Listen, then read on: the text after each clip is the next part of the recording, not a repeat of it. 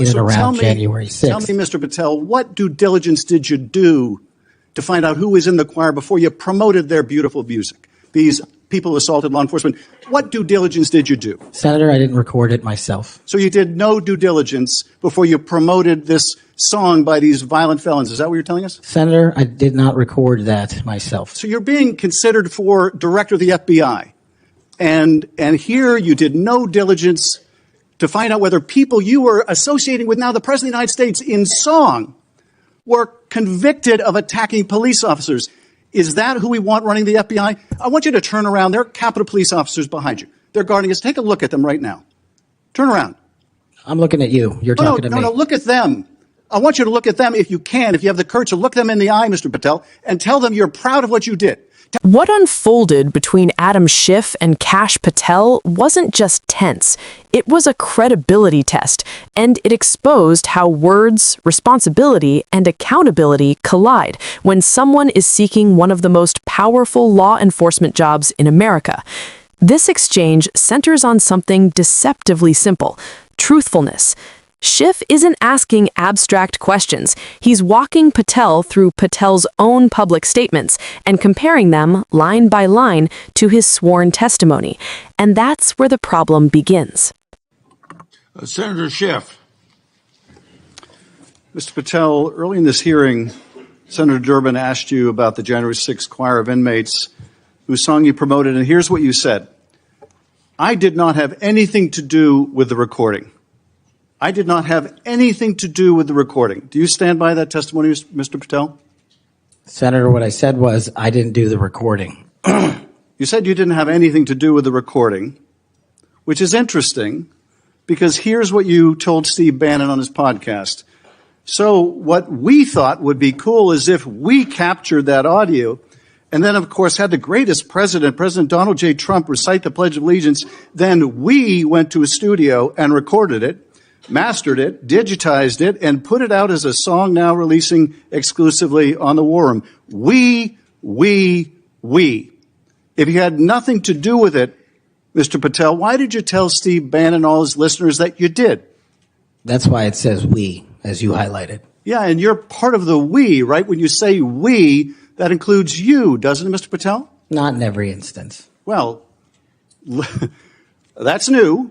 So when you said we, you didn't really mean you. Is that your testimony? Not unless you have a new definition for the word we. Oh, okay. I always thought we included the person who pronounced the word, but maybe not. Well, you also said this, Mr. Patel. We were able to capture the recording thanks to their courageous singing, and we were able to take it to a studio. So let me ask you, Mr. Patel, after saying we took it to a studio, did you take it to a studio?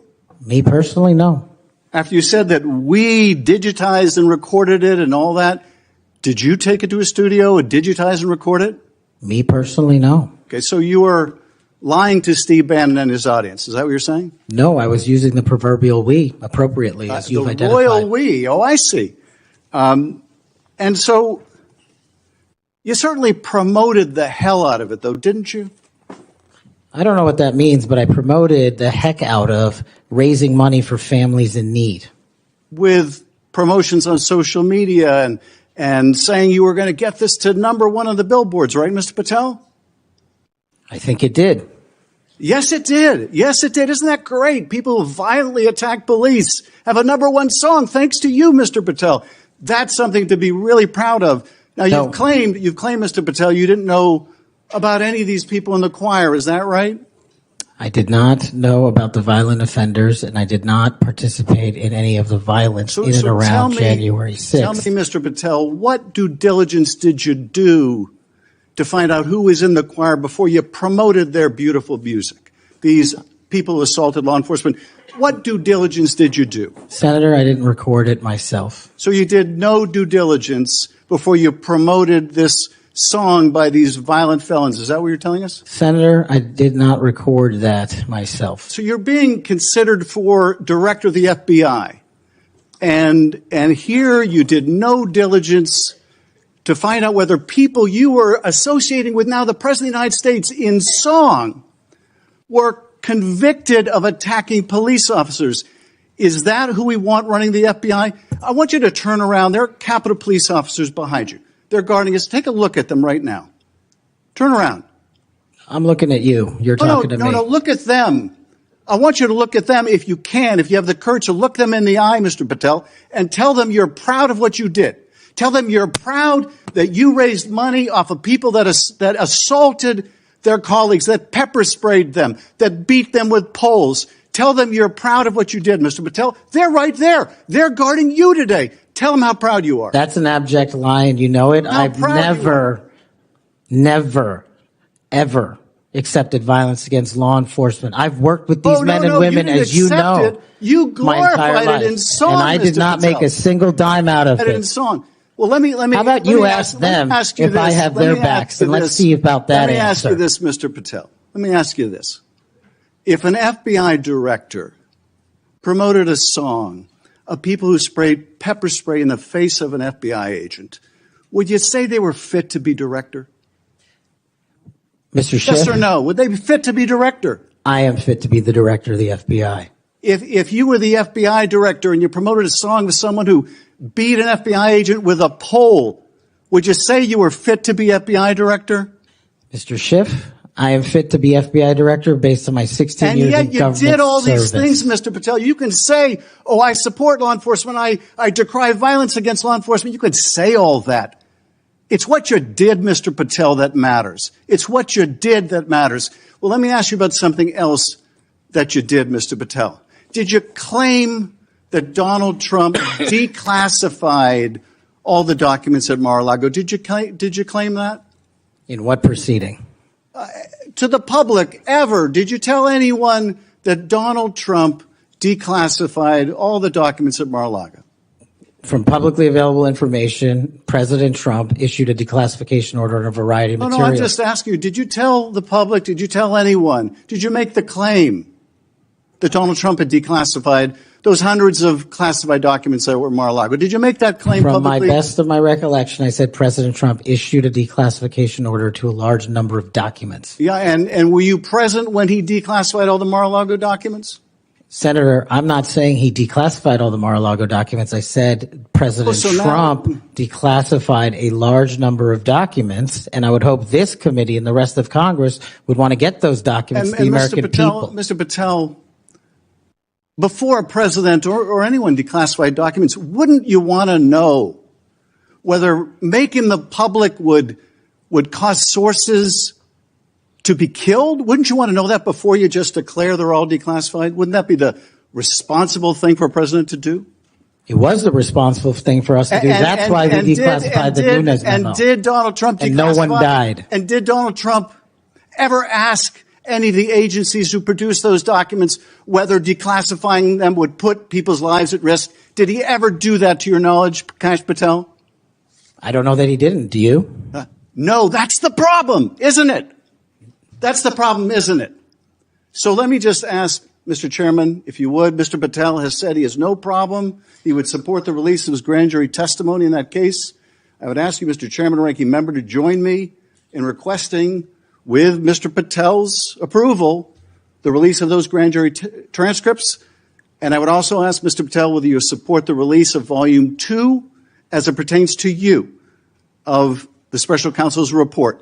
Any reference to you in the report, to your truthfulness, will you support the release to this committee of those sections of Volume 2 of special counsel's report? I support following the law and providing whatever information the law requires. Well, you said to the Wall Street Journal that you support transparency. Here's your chance, Mr. Patel.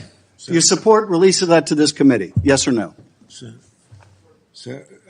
Earlier in the hearing, Patel told the committee he had nothing to do with the recording of the so-called January 6th choir song.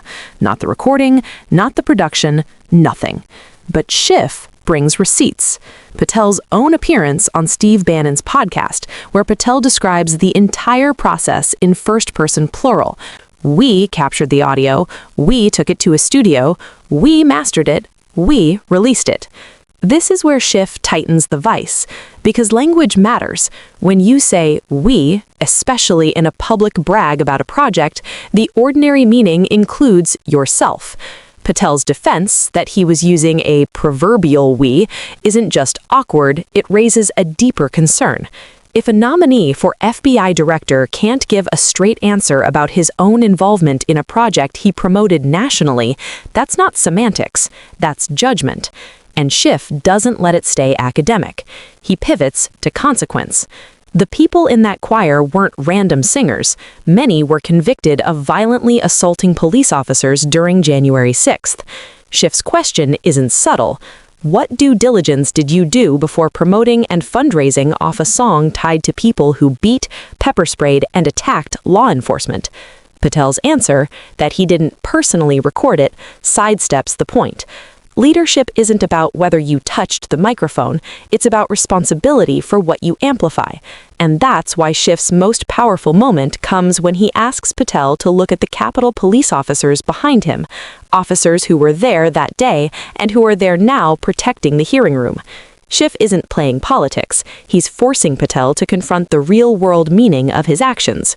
This matters because Patel isn't applying for a media job, he's being considered to lead the FBI. That role demands discretion, moral clarity, and an instinctive respect for law enforcement. Promoting a song tied to people who attacked police, then minimizing your role, creates a trust gap that no resume can paper over. But Schiff doesn't stop there.